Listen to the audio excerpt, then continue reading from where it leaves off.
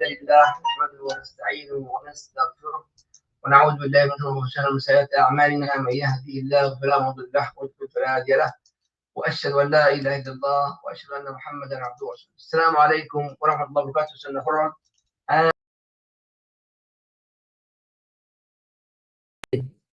And in fact, today is hard for me even to do anything. I'm not feeling well today. But when he told me this topic, I said, please come here, not in your house. We'll do it together. Why?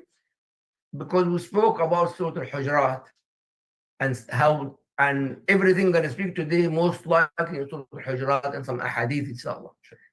But please, brother and sister, this topic today is applying. Yes, we were speaking about the kids, may Allah guide our kids, Ya Rabbi Ameen, and also us in the same thing. I know he's dealing with the schools, Islamic schools, Christian schools, Jewish schools, and many schools in South Florida here, alhamdulillah. But at the same time, the key is us, our kids, and the parents, the community. Why? Because if we are together, if together one hand, no one say anything about us. May Allah guide all of us to the right path. Brother Muhammad, today when you told me about the topic, Assalamu alaikum. So told you in the school, Islamic school, of course, and non-Muslim. But let's speak about the Islamic school first.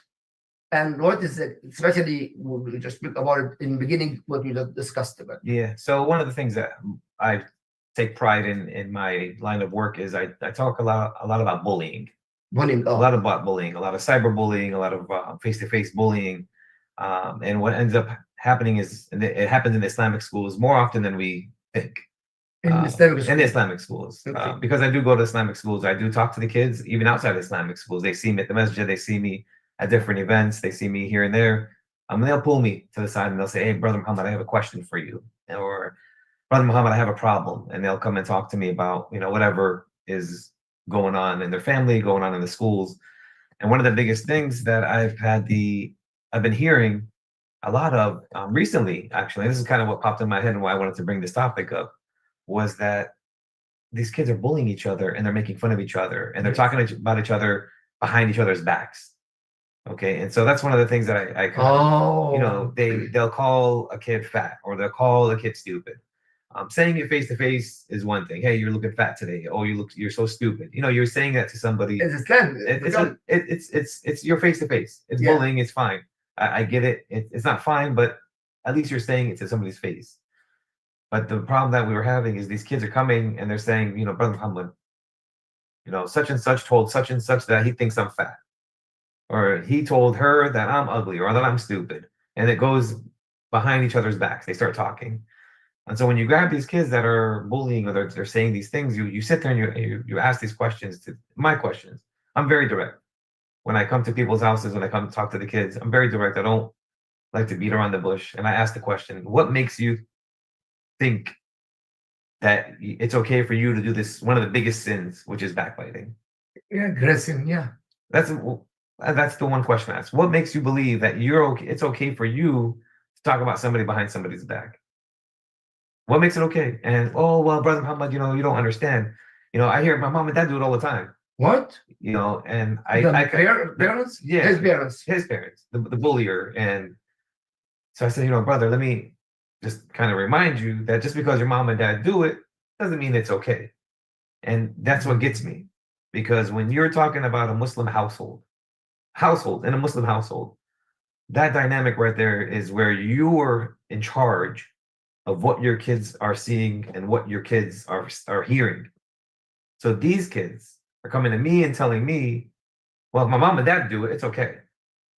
Yeah. I heard my mom and dad saying such and such about him and her, and so it becomes like a circle. You hear your mom and dad doing it, you think it's okay, so you do it, and you're gonna get married and have your own kids, and then you're gonna do it in front of your kids. It becomes a circle. So one of the things I kind of try to explain to the kids is, I want you, and I tell them straight, I tell them directly, tell your parents that Brother Muhammad said that this is haram, and that if they have a problem, they can come talk to me. Because I will be very direct with those parents and tell them. And I've done this before where I've gone to a house and and sat down and just listened. Because that's what I do for the first 30 minutes, 20, 30 minutes when I'm inside the house, after the greetings and after the Assalamu alaikums and after all that stuff. I just listen to how they're interacting and observe. And in my head, I'm analyzing what's going on. And I'll tell the parents, especially the father, I say, hey, man, you just talked about 5 different other parents' kids in front of your kids, in front of your own children. Yeah. And it's not just being bad. It's not saying bad things also. It's saying things like, your cousin Muhammad is a doctor. Why can't you be a doctor? And it's, your other, cousin Imad, he's a engineer, and you're not, you're dumb. You're doing, the things that you're hearing these parents. Destroying your child. On the inside, Yeah. the inside, the confidence, Yes. So you're trash talking about other kids, or you're comparing your kids to other kids, and you're calling your kids stupid, or you're calling your kids slow, or you're calling your kids like you're making these, you're using these words, and this is what I said, the power of words, right? Words have meanings. Indeed. You have to be very careful with how you say certain things. You can't just jump in on a conversation and not know what was previously said before. You have to understand where each kid of yours, because everybody, if you have 2 or 3 kids, as a parent, I know our kids are different. One kid has this type of brain, one kid has this type of brain, one kid has this type of personality. We all know that stuff. But at the end of the day, Islam kind of encompasses all of that. Islam just says, hey, it's better if you don't compare. It's better for not talking trash about somebody behind their back. Deal with your own family in an Islamic way. And so when I talk to these kids at school and they say to me, my mom and dad, they were talking about, my cousin, and they said that he's this and that. So if they're doing it, it's okay. And plus, I was just joking. Yeah. Why does everybody have to take everything seriously? And one of the biggest things I take pride in when I go to Islamic schools, the biggest thing I really try to emphasize is that we're one ummah, right? Yes, We're supposed to be one ummah. Yeah. And I kind of, I don't like to say this, but I kind of gave up on the adults. It's hard to really change the adults and to tell the adults that everything you've been doing for the last 40 years, 50 years, it's wrong. The way you talk to each other, the way we deal business with each other, the way we talk about each other, it's wrong. So I can't get to the parents. Let me get the kids. Let me start them young. Yeah, change maybe change the parents. Maybe, yes. Yes. Maybe the kids will change the parents. It's happened actually. I had some kids change the parents, especially with Salah. And I've seen that before. Sister Layla out there. Sister Layla on she went to Starbucks. Anybody prepare Surah Al-Hujarat, ayah number 11 and 12. Please, Surah Al-Hujarat in English, inshallah, or in Arabic. Surah Al-Hujarat, ayah number 11 and 12. Inshallah. Mashallah, your memory is I'm trying. Alhamdulillah, mashallah. Yeah, I'm trying. But you said it right. I've seen that before where because I've been doing this for years at Islamic schools, where parents will come to me and say, you told my son to tell me, you told my daughter that I need to do this, and you told my son that yes, are you? Well, yeah. How did that happen? How was it? After you changed what you've done and you changed your way of dealing with the kid, or the way you talk in the house, how did that feel in the house? Yes, ya Allah. Oh, well, yeah, we don't fight anymore. Okay, so why are you yelling at me? Why are you mad that I told your kid to tell you to do something good? Yes. And so sometimes what it takes is a parent to say things out loud, to hear what they're saying and say, oh my God, that sounds so stupid. I can't believe I'm complaining. And they have to hear them. They're thinking. So when they say it out loud, well, yeah, it does make sense. You're right, brother. Okay, alhamdulillah. Any statement from your mouth, الكلمة التي تخرج will never go back. Never go back. That you say a statement, you don't go back. آية سورة 11 سورة الحجرات Sister Layla. Bismillah ar-Rahman ar-Rahim. It says, "O you who believe, do not let." You got to recite number 11. Yes, sir. Yeah, read please. Number 11. Yes. Yeah, go ahead. O you who believe, do not let some men ridicule others. they may be better than them, nor let some women ridicule other women. They may be better than them. Do not defame one another, nor call each other by offensive nicknames. How evil it is to act rebellious after having faith. And whoever does not repent, it is they who are the true wrongdoers. Who said that? Uh, that Allah. was Allah. Allah said that. Allah said, Ya ayyuhalladhina amanu. Amanu, that means for the believer. The difference between Muslim and mu'min. But I want to be mu'min. Yeah. Well, we're all supposed to. يا أيها الذين آمنوا لا يسخر قوم من قوم عسى أن يكونوا خيرا منهم. You're not mocking people and mocking people. Maybe those people better than me. Yeah. ولا نساء. And imagine, for all everybody مؤمنين, but here ولا نساء, women here.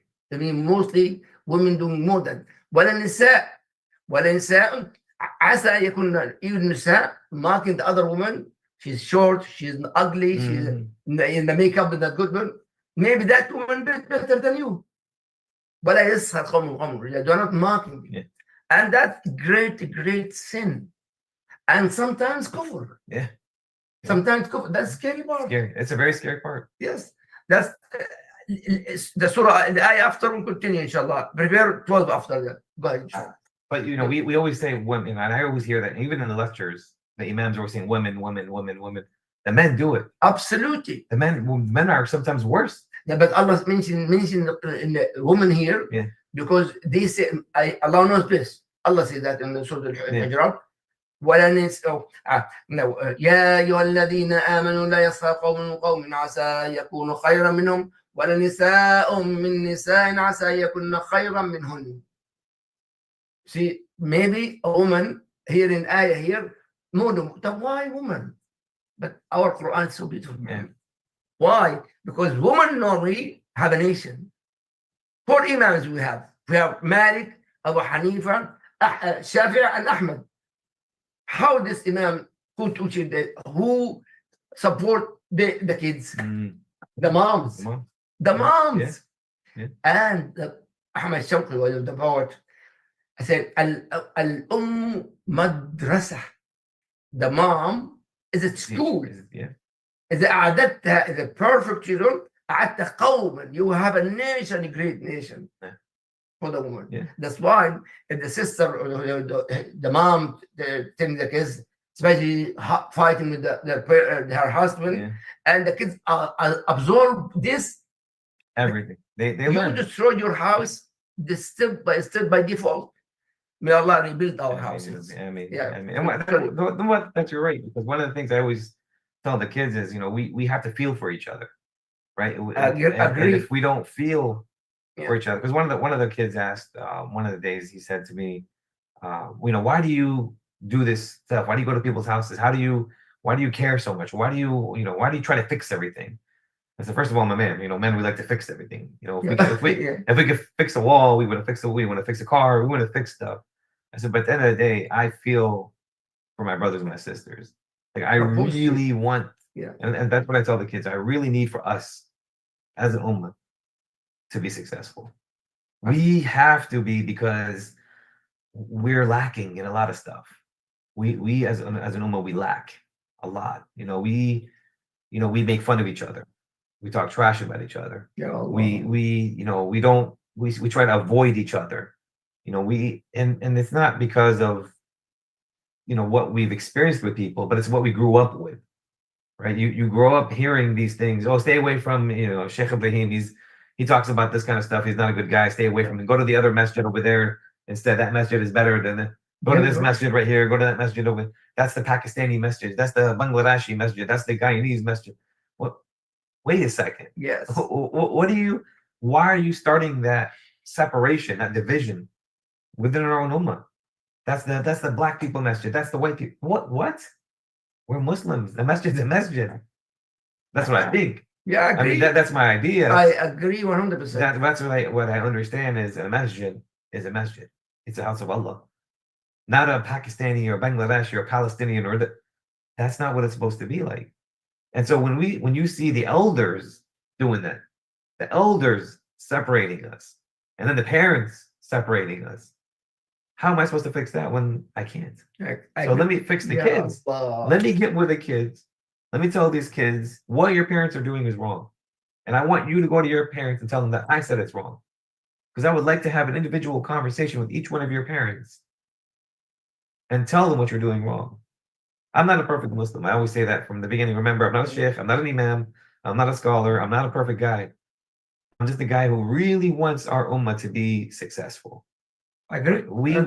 And we're bashing ourselves. We're hitting ourselves. We're committing the biggest sins without even knowing about it. And when I try to tell these kids, okay, you just called this kid fat.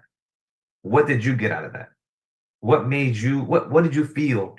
What did you feel better after you called him fat? Did you feel better after you called him stupid? Well, no, but it was funny. So you laughed. But brother, one of the psychiatrists, my friend, said that that person has a sickness. It's mental sickness. It's that person, the bully. To me, when dealing with bullies for such a long time, Self-esteem. yeah, it's No self-esteem. It's lack of self-esteem, self-control, and lack of parenting. Okay, and so the majority of the time, if you look at the jails, if you look at the detention centers, the majority of the time it's either single-family homes or no parents. Ya Allah. The kids, the adults that are in there. If you start to see a pattern, right? I don't have to look at the statistics. I don't have to look at the books. I've been in there. I've worked in them. I've seen them. And the majority of these guys, when you talk to them on an individual basis, even the kids, when I was in the juvies, working with juvenile delinquents, the kids, when it's time for parents to come and visit them on the weekends, maybe the mom would show up, never a dad, or maybe a dad would show up and never a mom, or sometimes nobody shows up to go visit their kids. Allah. So, and then you start asking the questions, because that's me. I'm always asking questions. Ever since I was Good. young, I was always, curious on why do people do what they do. What makes you feel like you can be stronger than somebody else by making fun of somebody? Yes. Because real strength takes, if you want to be a real strong, and that's what I tell the kids, you want to be a real strong person, man or woman, you bring somebody up.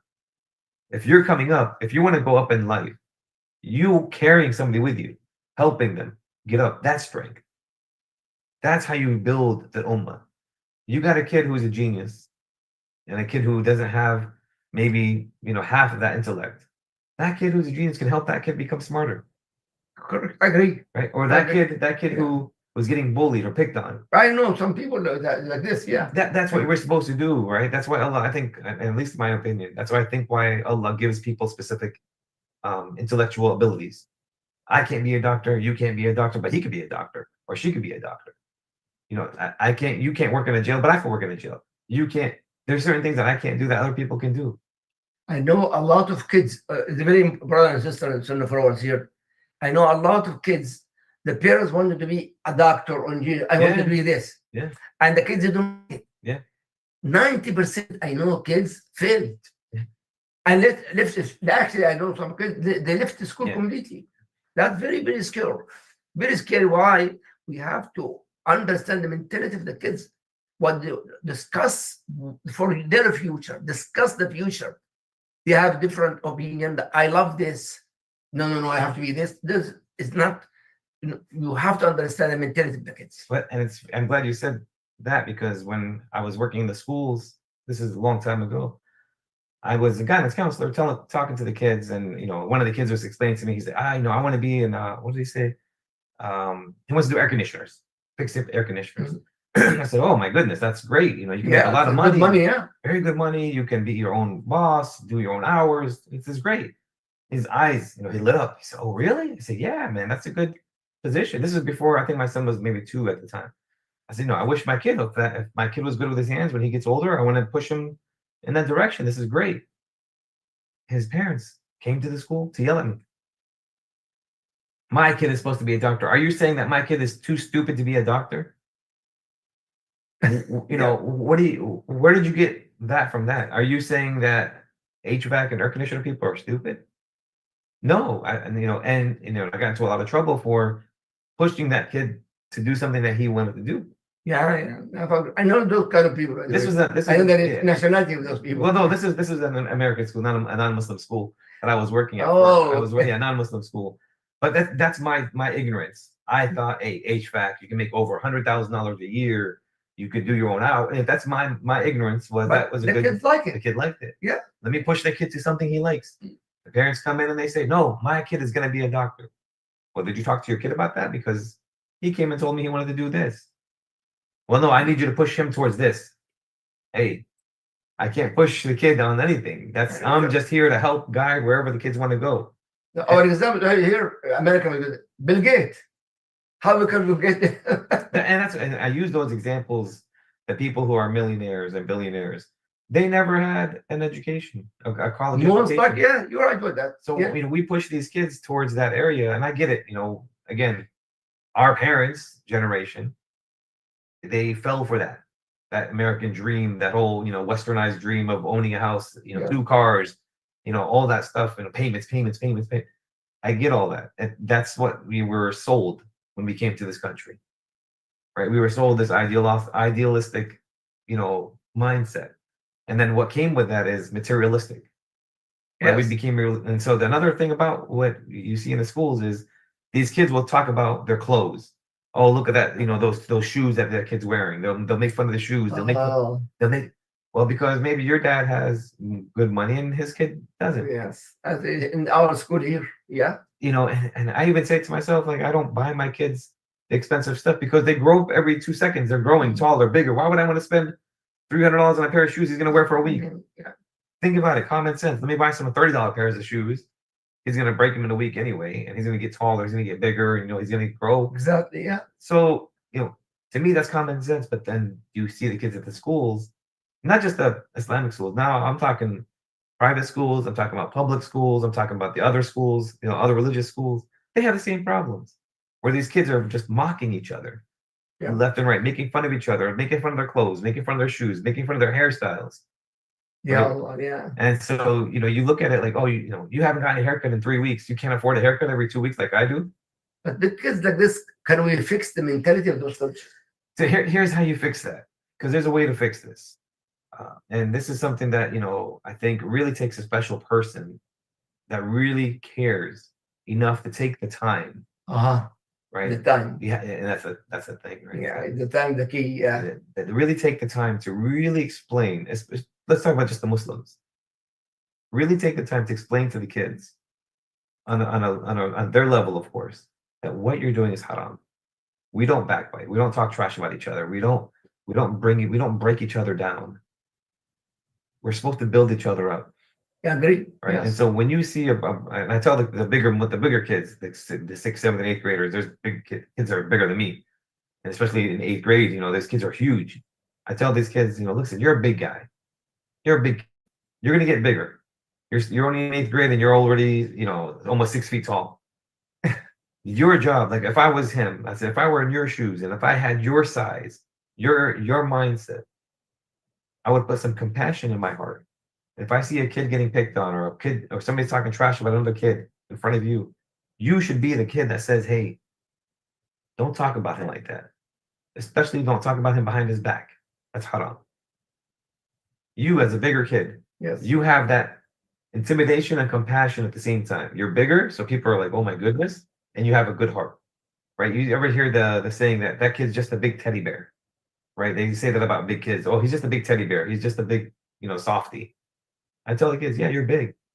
So use your height, your strength, your size for good. Yeah. Teach the other kids around you. Because I do this one-on-one with the kids individually, because you don't do that as a big group. Because if you do it as a big group, the other kids get jealous, or the other kids get, oh, why is he saying that about him but not me? Yeah. They start doing this Yeah. stuff. So you do it on an individual basis, one by one, and you tell them, look, I see this as your strength. This is your strength. I want you to understand that when you hear Ibrahim and Muhammad talking about, Iyad, about making fun of him, I need you to tell Ibrahim and Muhammad to stop doing that. It's haram. Yeah. And I guarantee you, and I tell the kids, I guarantee you, Ibrahim and Muhammad, after you tell them once or twice, they'll stop doing it. And I tell them, you know how many good deeds you get once you tell them to stop doing it and they actually stop, Yeah. you get the good deeds for doing the stuff. But the key, not only the school, the parents supposed to do that. Yeah. And that's where it goes into, it gets a little bit more difficult, because a lot of the parents are very stuck in their ways. This is why I always say, Oh. like, the parents, I can't do too much with them. If they I've had parents that when I come to the house, they'll listen to me. I'll say, this is what I want you to do for the next couple of days. These are the rules. These are how much rules. I need you to follow them for the next couple of days. And I'll give all of them my phone number, the kids. Call me if your mom is not following the rules. Call me if your dad's not following the rules. And they'll call. Hey, brother, he's not, when I set these rules up, if you follow them for a week, I want to see what happens after. Yeah, I agree with you. Yeah. And subhanAllah, and you see the difference in 1 week. Absolutely. In 1 week. Yeah, I agree. Not just with the kids, but with the parents. But also time we spoke together in the phone. A lot of kids actually spying from against other, and not only they go online with the boss or something that is belong to him, and spying, and not spying, and also doubt. So and so and so and so he did this and he did this, and imagine sometimes the imagination becomes true. Yeah, it becomes reality. The lies sometimes become It's true. reality, yeah. Well, if you say enough times to a kid, you're fat, you're fat, you're fat, you're fat, or you're ugly, or you're never gonna do anything, or you're stupid, that's it. In that kid's head, he's fat, he's ugly, stupid. This actually the question here, brother. Male and female, kids and adults. Mhm.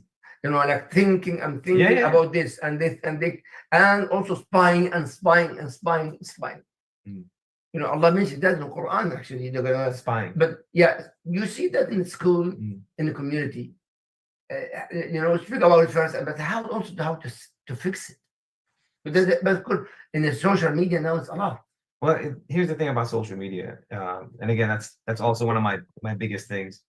You can control what you see and what you post. But Right. the kids know. The kids can control to a limit, right? If I have kids, let's say I do, alhamdulillah, I have kids. I'll tell my kids, we don't post certain things. We don't post about what's going on in our family. We don't post bad about people. We don't Yes. we don't go looking for information on people. We don't do that stuff. But the other kids a lot. Other kids will do that, of course. And so this is where you have to start telling your kids, look, we can't control what people are posting. I can't control what you post. You can't control what I post. Fatima can't control what Sabrina posts. Sabrina can't control what, give me another girl's name, Noha posts. We can't control each other's posts. But as a parent, I'm going to tell Fatima, hey, Habibti, do me a favor. Don't post that bad meme that you posted. Or don't post that we're going on a vacation and, we're going to go here and we're going to go there. Because then other kids are going to see this and say, oh, that's not fair. Fatima gets to go on vacation for 2 weeks. How come we can't? And then you don't know what that person's situation is, where they have no money. I do that with my daughter. Something bought like that, I just remove it. Remove it. Yeah. Because there's hasad, there's so much stuff that can happen when people post too much about their lives. Mhm. And I see it a lot when I see these Muslim families posting everything. Yes. Yes. Everything online. And not only that, a lot of people with me with that envy and magic. Sister, read the ayah number 12 of Surah Al-Hujurat, please. This is very important ayah. So, Sister Layla, you got it? not Layla, this is you started before. Subhanallah, I'll read it then. O you who believe, avoid suspicion as much as possible, for suspicion in some cases is a sin, and spy not on each other behind their backs. Would any of you like to eat the flesh of his dead brother? No, you would abhor it, but fear Allah, for Allah is oft returning, most merciful. Ya Allah. Beautiful. In the ending, Ya ayyuha alladhina amanu, not the people. The ayah after that, people. But this, Ya ayyuha alladhina amanu. If we understand the meaning of amanu, Ya ayyuha alladhina amanu, اجتنبوا كثيرا من الظن إن بعض الظن إثم. Even not doubt, the part part of doubt about you, Yeah. part is a great sin. SubhanAllah, man. It's scary, right? Yeah. What if they just says, Allah, do not spying? And now with social media, It's all over the place. Allah said, ولا تجسسوا ولا يغتب بعضكم بعض. Do not biting and biting and biting. Yeah. And in the end, واتقوا الله, fear Allah. Yeah, fear Allah. So, Robert, it's very important to fear Allah about this kind of stuff. Yeah. We have to Absolutely. fix my household, myself, Yeah, fix yourself. to fix my household, and then to fix the community. Yeah. There's no way to have a problem and complain about the community. You can't do that. Yeah, That's a hypocrite. Indeed, That's that very big. nifaq, hypocrite. Yeah. Agree. And you know, before all this, before the bullying and the cyberbullying and all the stuff that people are posting now, when social media came out, in law enforcement, we would go to people's homes, or we would go to people. We would have seminars or lectures to the Yes, people yes, and say, "Hey, yes. listen, do me a favor, do us all a favor." Just in law enforcement, it has nothing to do with Islam, nothing to do with Deen. In law enforcement, we talk about don't post where you're going, don't post your address, don't post your work hours, don't post where you work. Only because for us in law enforcement, we're saying if you post about your vacation and your home address and where you're going, everybody's seeing that on social media. They're gonna say, "Oh, this person Muhammad is going to Texas for 2 weeks. That means his house is empty for 2 weeks." So then a robber, Oh, there's criminals out there Yeah. that look at that stuff and say, "Okay, his house is gonna be empty for 2 weeks. He works as a whatever. He doesn't have a lot of money, which probably means he doesn't have security system in his house. We can go break in and take whatever we want." So we explained before all this. This is years ago, when Facebook was still, on top of all these other social media platforms. We would tell people, please don't post where you're going. Please don't let people know you're on vacation, because there are criminals out there that waiting for this. waiting, and they're looking and Yeah. they're clicking and they're saying, "Okay, these are the addresses next to my house or in my neighborhood. I can go here, and look at and see who's home, not home, Ya Allah. and we can go in there and take whatever we want." So, and this was way before. You're talking, I don't know, 10 years ago. We would do these talks to these people, say, "Please don't post." And now I'm telling kids, please don't post about whatever you're doing, about wherever you're going, about your parents, about what your parents bought you. Don't post that stuff, because there's kids out there that don't have what you have, and they want what you have. Yeah. We had a talk a couple weeks ago in my own family, my own house. We said, there was that guy who's walking, who sees a guy riding a bike, saying, "I wish I had that bike." We have a guy who's riding that bike, sees somebody driving the car, says, "Oh my God, I wish I had that car." We see a guy who's driving the car, sees a guy who's driving a truck. "Oh, I wish I had a truck." So we always say, I wish I would. Nobody says, "Oh, mashallah, that's a nice bike he's riding," or "Oh, mashallah, that's a nice car he's driving." In fact, you just mentioned Texas. One of the kids actually, he finished high school, and father, he gave me a beautiful car. Actually, the car with the expensive car, and he posted online. And then what happened? Car accident. Car accident, and he died. Oh, He died with the accident. Just he graduates high school and got the car, and online. You know what? The envy. envy. It's really big. It's really big. It's real. Rasulullah sallallahu alaihi wasallam, "Inna al-ayna haqq." The eye is true. Yeah. And the actually scientifically, actually, there's some rays come to that things, they break them down. It happened in the time of Rasulullah. The Sahaba, very handsome and white, and mostly they are dark, like my skin, and they're dark, not like American people here. Yeah. But it's completely like a white. And one of the Sahaba, the companion of Rasulullah, he looked, and he didn't say MashaAllah. I say, he is pure white in the desert, and become paralyzed completely in the spot. Yeah. Paralyzed completely, can't move. And he went to Rasulullah. Said, Rasulullah, he came so and so and so. I said, what happened? Somebody envy him. And he said, and yes, we find that person. And he brought this to just Rasulullah, but I didn't mean that. He said, I didn't mean that. Yeah. But there's envy. Yeah. And then what happened? He make wudu, And from the wudu, he cover wash that person, and he become up. That's why. And he says, in al-ayn haqq. Yeah. That is the eye. Look, that's truth. We have to be careful, especially with Brother Muhammad said, boasting and boasting and boasting. You envy yourself, and believe it or not, you're gonna lose a lot of things after that. Yeah. Yeah. And you know, and I don't think people, especially family members, it happens within the family members, right? Brothers and sisters, cousins, you know, close relatives, and I don't think they're doing it on purpose.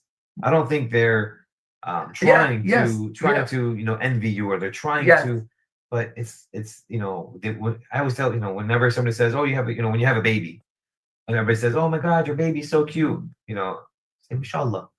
You know, say mashallah. Like you have to remind people, say mashallah. Yeah. Because at the end of the day, you know, you're saying this, they're looking and they're causing without knowing. Maybe they don't have the intentions. Good. A lot of kids born babies, and sometimes in hospital, they make video in the hospital, and the baby born, oh, picture. You give envy for your child. That envy for your child. Be careful.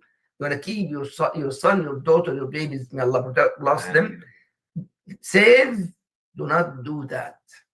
I always, and I try to explain to people. There's people. I know there's a lot of the kids. They come in and complain to me about, you know, well, we can't do this, and my parents don't have enough money for that. You know, they see their friends doing stuff and they get jealous. You know, why does my friend get to have a pool in their backyard and I don't even have a backyard? And you know, they complain about a lot of different things. And again, it goes back to me explaining to the kids, you have to learn how to say alhamdulillah for what you do have. And that's not, why am I teaching you this? Your parents should be the ones that says to you, hey, I know we don't have a backyard, but we have a house. So say alhamdulillah. Say alhamdulillah, we have a roof over our head. Wow, I love this. Right. And so when their kids are listening to what the parents are talking about at home, because a lot of times you'll hear the arguments, and this is one of the things that happened a couple of weeks ago in one of the families I was working with, is the mom and dad are, you know, I need a bigger house, we need this, they're going, but they're talking about this stuff in front of their kids. And so when their kids hear this stuff and they go to school, and then they're saying, oh, we're gonna buy the bigger house, we're gonna get, you know, this, and so I have to tell the kids, hey, listen, I don't know the rule in my house, whatever happens in this house should not stays in the house. Yes, supposed to. Right. So I tell the kids that, hey, when you go back home, you tell your parents that Brother Muhammad told you to tell them, stop talking about whatever is happening in the house in front of you guys. Yes, agree. There's a certain age, I believe, at least for me, again, it's all about experience, right? And you know your kids best. There's a certain age where you're able to talk to your kids about certain things, right? Mature. More mature. Yeah, 18. maturity. No. You have to maturity when you feel you want to get married.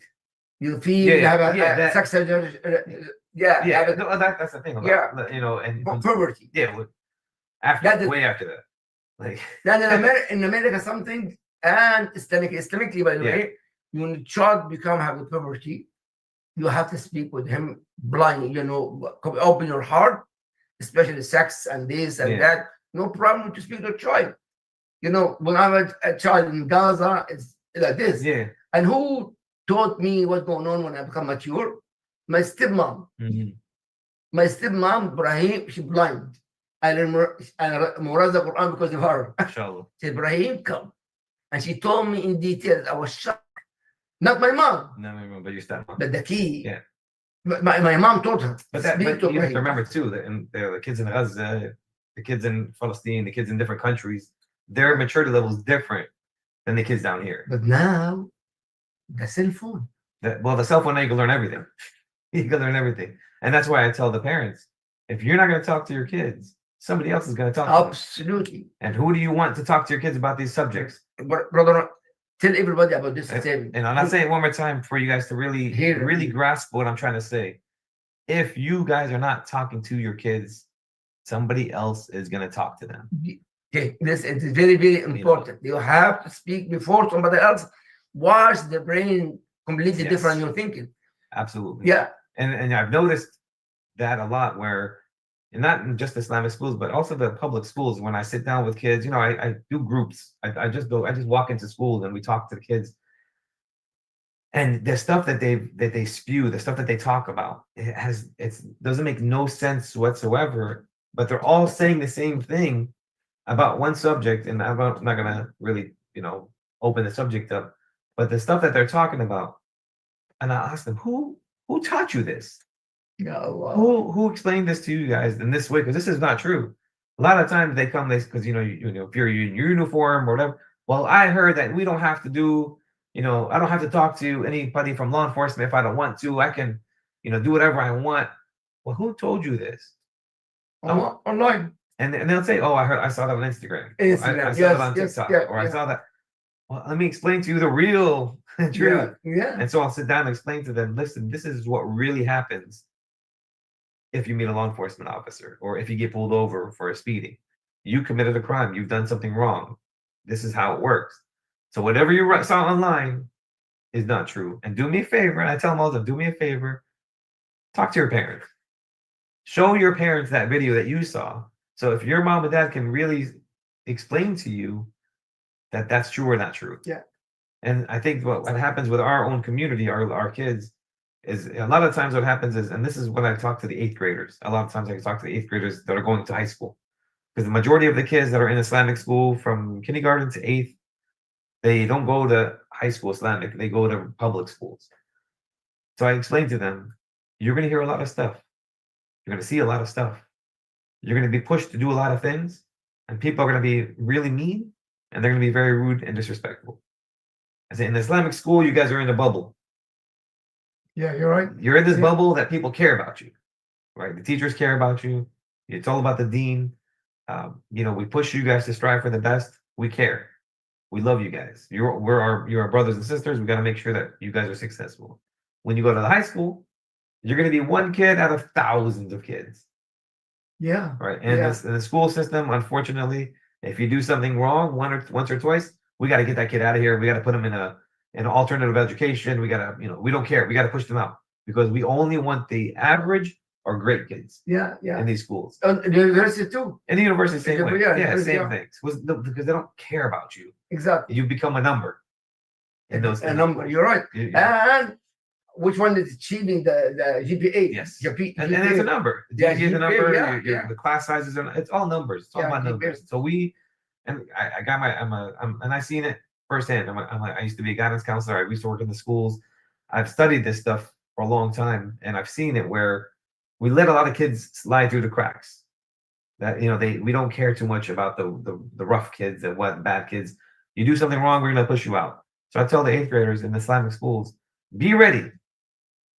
Be ready that when you go to these public schools, be ready that they're not gonna care about you like these teachers and their parents over here that care, because those teachers are parents of the kids that go to that same school with you. So they want to make sure that you guys are good in Islamic schools. But out there, it's a different beast. I tell them. And so what ends up happening is kind of low. The 9th graders, the 10th graders that I was talking to when they were 8th graders, 7th graders, they'll see me at the masjids, at the events, say, brother, you're right. All they do is talk trash about each other. All they do is bully each other. All they do is make fun of each other. All they do is want to fight each other. So what do you do, sister? She said, I stay away from everybody. Yeah. I stay away from everybody. I said, do you go and talk to your mom and your dad? She says, yeah. Yeah, I talk to my mom and dad all the time. I tell them, listen, brother Muhammad told me to tell you guys what's going on in school, and I'm going to tell you. And I get excited because a lot of times we think our kids don't listen.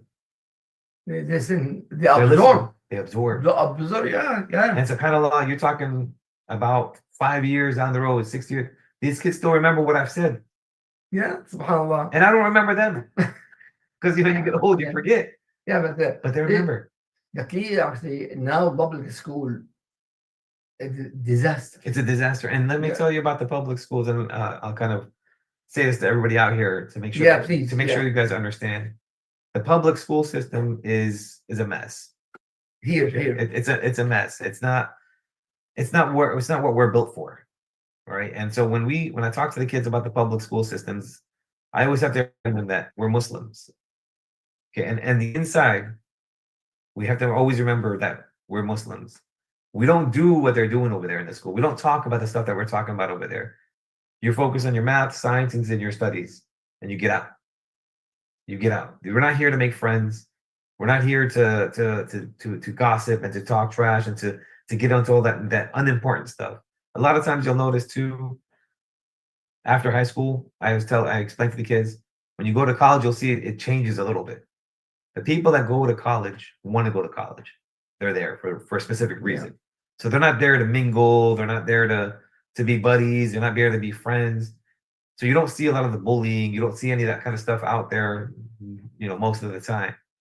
But when you get into your grad levels, or the graduate classes, the higher levels, after your AA, after your BA, that's when you start to see people's minds start to change. So what I try to tell the kids is, as Muslims, we got to mature faster. We got to grow up quicker. Yes, I know we're supposed to. Yeah, we have to grow up quicker. And when you're in the public schools, if you're at the same level as the other 14-year-olds, 15-year-olds, 16-year-olds, you're going to keep growing as they grow. But if you mature yourself quicker and understand that you're a Muslim, on the inside you're a Muslim, that I don't have time for the hacky fadi, for the back talking, for all that trash, and you just focus on your school, your studies, and your deen, you will elevate yourself so high and so fast that the school starts to take notice. And what happens when the school takes notice of a kid? They will push every resource to help you. Yes, I agree. Because they want that number. Yeah, in university, same thing. When I came to America, I have no money. They support my research, support me and take master's degree and PhD. I never pay one single penny for the government for master degree. Kind of one. So also, please give my attention to Islamic school. Islamic school, by the way, they suffer a lot for the kids. Number one, the principal salary compare the principal public school, maybe 10%, 25% the salary of the Muslim school. The teacher is maximum 30% of the salary the school, and some people maybe 1% or 10%. Absolutely. I mean, why? Because the public school, the government supporting of course. the school. Of course. Except Muslim school, the community. The community. But to support the Islamic school doesn't matter what. And believe it or not, with $1 for public school, for Islamic school, $1 for Islamic school, regarding your son or your daughter, adult, that dollar, Allah multiply it more and more and more. Believe me. I support all the Islamic school. No question. Absolutely. And you have to really kind of understand that in the public school systems, they're not going to care about you even if you're successful. They're not going to give you the money because you're successful. They're going to give it to you because they want your number absolutely up there. Yeah, absolutely. We push our kids because we love them, we care about them, and it's the Islamic way to do things. We want to push our kids and guide our kids up. Yes. For them, it's okay, this guy's successful. I want him to be under my, care, so I can say I did this. Yes, agree. It's like a flex. It's I did this. I helped that kid get up there. And so what I try to explain to the kids, 8th graders, 9th graders, 10th graders, and 11th graders, and 12, go on websites, find different websites, scholarships.com. Scholarships.com. Go on there and check out some scholarships. See what you're good for, what you can get. Money. There's money all over the place for colleges. There's money all over the place for schools. Scholarships.com. You don't have, as a guy, people think guidance counselors are supposed to they're supposed to tell you these things, but they get stuck doing schedules and disciplinary stuff. It's too many things. In Islamic schools, they don't have the guidance counselors. They don't have some of them do, but the ones here, we don't have. Yeah, exactly. That's why I go to the schools and I do that. There's no money. That's why I go. Yeah. And I said, let me help. And let me explain to these kids what they can do and how they can get some money, especially when they're 8th graders, because I tell the 8th graders all the time, you have 4 years, 9th, 10th, 11th, and 12th. You have 4 years. You can get your community service hours. Yes. You can start working in different fields. You can start doing different things in those 4 years. It used to be when you go to college, you can figure it out. Go to college for 2 years, then you can figure out what you want to do. That's what it used to be. way back in the day, Yes. in the 90s and the early 2000s. Go to college for 2 years, take some classes, think of whatever you want to do, and then you can take your 4-year degree and get a BA in something. Now, you have to start in 9th grade. Your mindset, and I tell the kids, your mindset has to change as if you're already graduating. Because he is mature. You're mature He's enough. mature, yeah. And I tell the girls the same thing. I tell the boys the same thing. Start talking to your parents. Tell them.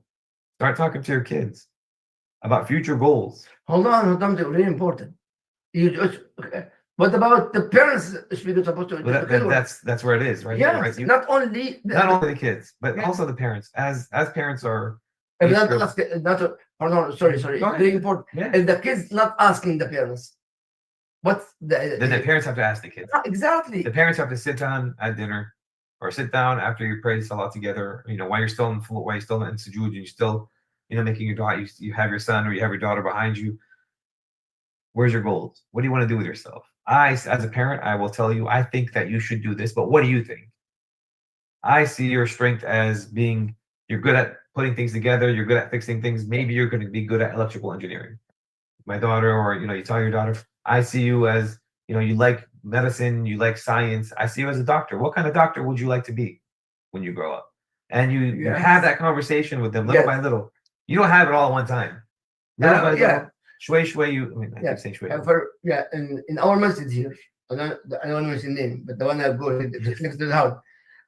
Every day, I see youth, high school kids, Mhm. kids. They come alone. Yeah. Not with the parents, by the way, and they pray with us. Yeah. And then after that, in the weekend, more kids come. Inshallah. And after we salah, they go in the corner and they open one of the books and read it together. I've seen that. Yeah, I've seen that. That is out here. Yeah. That's why, brother and sister, very important. You encourage your kids to go to the masjid, especially Salat al-Fajr. Why Salat al-Fajr here? Why? Of course, it's the farida for men, for male. But the key here, he will go more fresh and he will be more smart and intelligent. Yeah. There's a saying, the early bird catches the worm. Oh, I love that. I'll say it again. So when you have that saying, the early bird catches the worm, and you tell people go to Fajr to pray Fajr, while we're up at 5 o'clock in the morning praying, and everybody else in the whole world is sleeping, and we're already caught up to our work. We already did our stuff. We already took our showers. We already got shaved up. We already got driving to work. We're already getting things done early. While everybody else is still waking up, we're already halfway done. I honestly, when I see the masjid, only one line in the masjid, my heart broke. It's very sad. Normally, especially something Fajr. We say that here, and we live 20 minutes, 30 minutes from masjid. That's different. At least home. But when I go to the Islamic countries and I see every thing, I see the same. No, I see the same thing when I went to Amman, except Gaza. Except Gaza, my city. May Allah give peace and fruition. Every salah, the masjid is full. Yeah. They prepare themselves to die. Yeah, of course. Why? Yeah. Sorry, brother. I apologize. Okay, we have 4 minutes left. And sorry for that, Sister Laila, if you are there. If you have a question, inshallah, Brother Muhammad here. For any question, any su'al, any question. And so the followers and Twitter and Instagram and YouTube Rumble, and Rumble. Rumble, all those. Really? Yeah, that's what she said. She said. Oh yeah, Sister Laila, yeah. Sister Laila, she's in the Starbucks.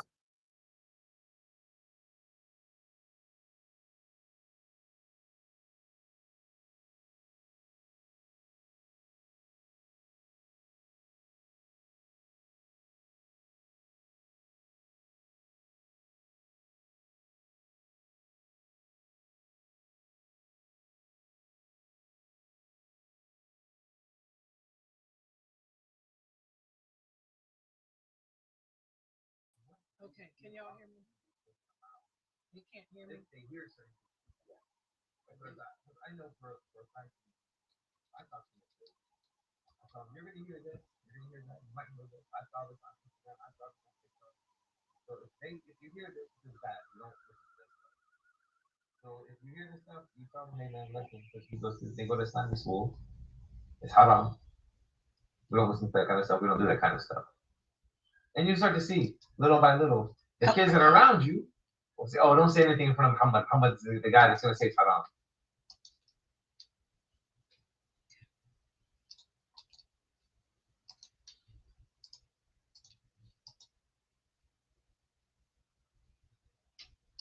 Because he says it's haram, he's boring.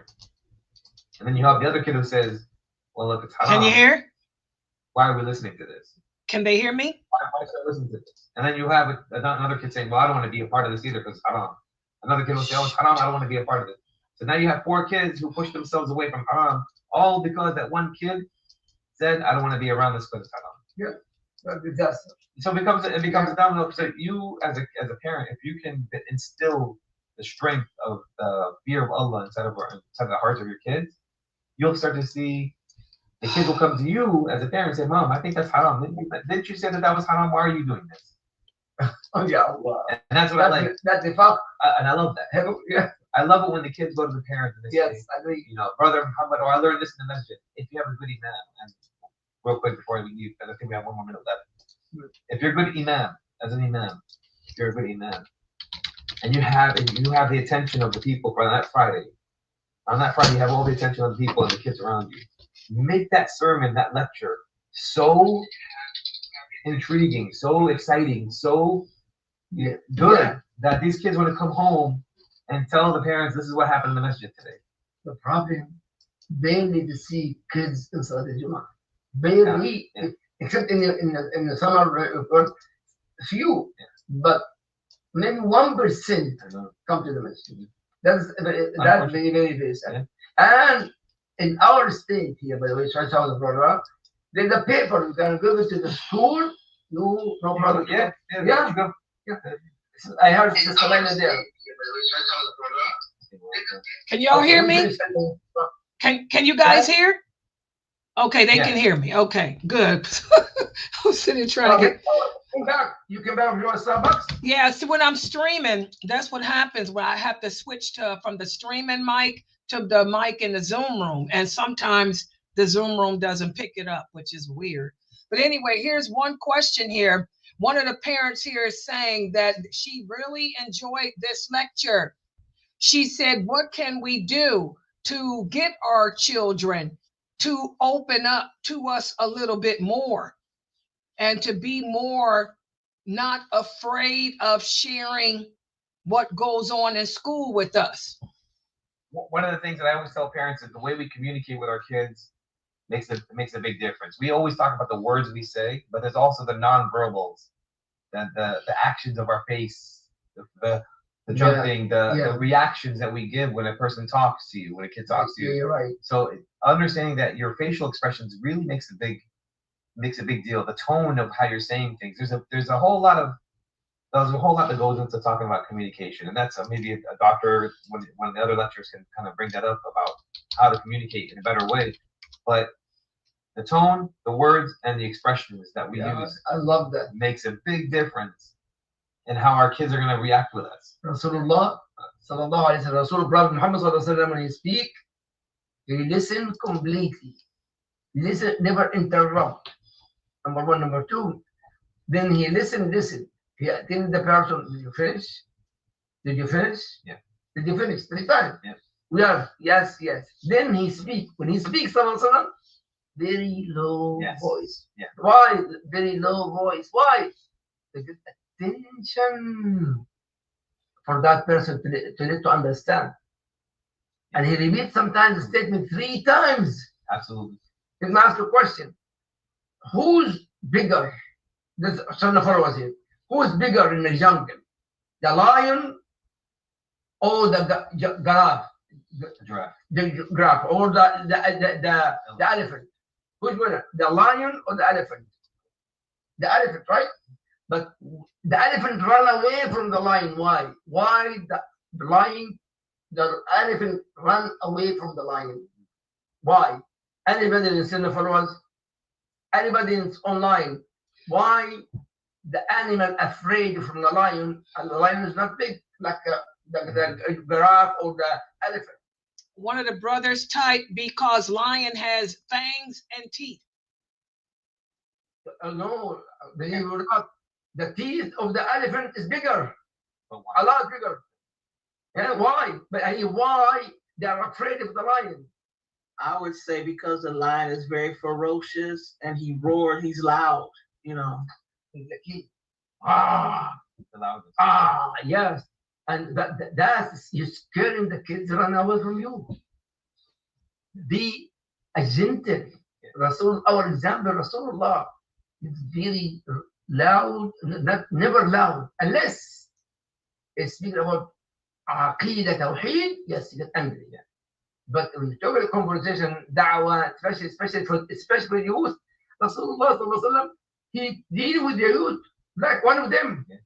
He considered play with them. One of the biggest problems, and I think we're over time. The last thing before we go is we as parents we're listening to answer. We want to answer, and Yeah. we're not listening to listen.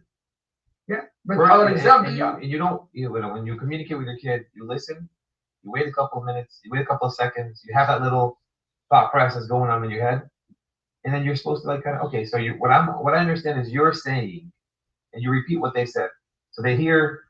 Okay, you heard me. Rasulullah. And so Rasulullah. when you hear them, and when they hear that you're listening to them, now they're saying, okay, my mom and dad are listening to me. They listened to me yesterday. Maybe they're gonna listen to me again today. Let me see. And they're gonna try it. They're gonna test me. Okay, that's 2 days now. My mom and dad listened to me, and they heard me, and they gave me some good advice. Now day 3, day 4, they're gonna keep coming back to see more and more and more. And you set your limits, of course. You set the limits. Yeah. And when you're answering the questions, and you're talking to them, you're talking to them. Yes. You're not yelling. You're not screaming. You're not talking down to them. May Allah guide the parents and the kids. Any more questions, Sister Layla? No, she typed, thank you. This was very good. Yeah, everybody, you guys have a lot of people in here listening. They really enjoyed this. They're all typing how much they enjoyed it. So, inshallah, Saturday, inshallah, we're going to start with the Baqarah tafsir of the Quran. We're going to apply the tafsir with the fiqh and the needs of revelation, inshallah, next Saturday. And the most important, apply it in our life. Sure. Quran in our life. Prepare yourself. The beginning of Surah Al-Baqarah. Every have your own Quran to read with me, inshallah, Arabic and English, inshallah.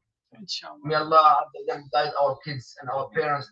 اللهم اهدنا فيمن هديت وعافنا فيمن عافيت وتولنا فيمن توليت وبارك لنا فيما أعطيت وقنا واصرف عنا شر ما قضيت وقنا واصرف عنا شر ما قضيت اللهم يا رب اهد أولادنا وأزواجنا يا رب صلى الله على محمد وآله وصحبه وسلم سبحانك اللهم وبحمدك أشهد أن لا إله إلا أنت أستغفرك وأتوب إليك السلام عليكم ورحمة الله وبركاته.